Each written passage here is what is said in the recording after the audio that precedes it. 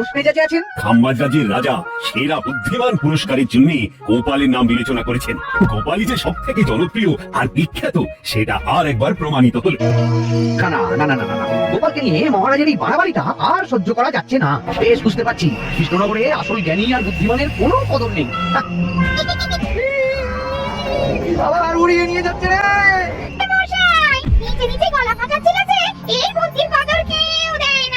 কিন্তু আমাকে এখানে ধরিয়ে নিয়ে আসার কারণটা কি? আমি কি করলাম? আমার একটা সমস্যার সমাধান করে দিতে হবে তোমার বুদ্ধি দিয়ে। কৃষ্ণনগরের আসল বুদ্ধিমান লোক তো গোপাল। আমি আর কি এবার লোকের সন্ধান দিলে কিন্তু এবার আমাকে ছেড়েও দিতে পারে।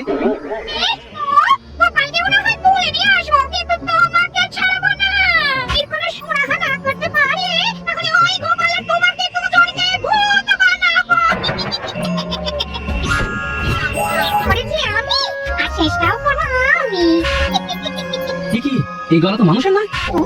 আমার স্বামী সমস্যার সমাধান করে দেবে। তাহলে আমার আর আমার গিন্নির মুক্তি। হ্যাঁ, আমার একটা সমস্যার সমাধান বাতলে দাও দেখি চটপট। কিন্তু সমস্যাটা কি? আমরা 3 ভাই, তবে আমাদের বাবা মামদভূত। তার বিষয় আশয় সেই ছেলেকেই বুঝিয়ে দেবে যে সব থেকে বেশি বুদ্ধিমান। আমাদের 3 ভাইকে যে কোনো উপায় একটা বড় ঘর করে দিতে হবে। কি বেরোয় পড়েছি, কি দিয়ে যে ভরি। তোমার দাদারা কি করে করুক, তারপর আমি না হয় সেটা একটা ব্যবস্থা করে দেবো। বুঝলে,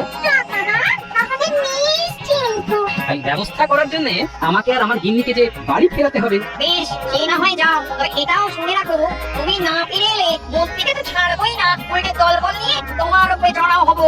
তবে এটাও জেনে রাখো আমি তোমাকে আমরা সোনার দানায় ভরিয়ে দেবো। যাক, তুমি ঠিক সময় ফিরে এসেছো। পরের চালে মামদো বাবা বেসামাল হলো বলে। দেখি দেখা তোর কেরামতি, ঘরটা ভরে ফেল এবারে তাহলে। আমার এক চুটকিতেই তো ঘর ভরে যাবে। কি হলো? চুটকির কায়দা তো একেবারে চটকে গেল। তুই এবারে তোর কেরামতি দেখা। আমার কিন্তু চোখের এক ইশারায় কাজ হয়ে যাবে। চেষ্টা করে দেখবি নাকি? না না না না না, আমাকেও মনে হচ্ছে বড়র মতো হাল ছেড়ে দিতে হবে।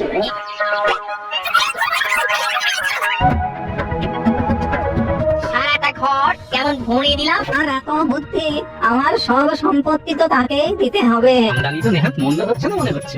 মাঝে মাঝে সে সমস্যার সমাধান করে দিলে ছোলা ভরতে অসুবিধা হবে না। কি হলো মন্ত্রী মশাই, আমার পুঁটলি ভরা দেখে আপনার শরীরটা কি আইটাই করছে? সোনা দানা চাই না, জানিয়ে যে ফিরতে পারছি সেটাই অনেক। কি শুনছি মন্ত্রী মশাই, কানটা একটু খুঁচিয়ে নি।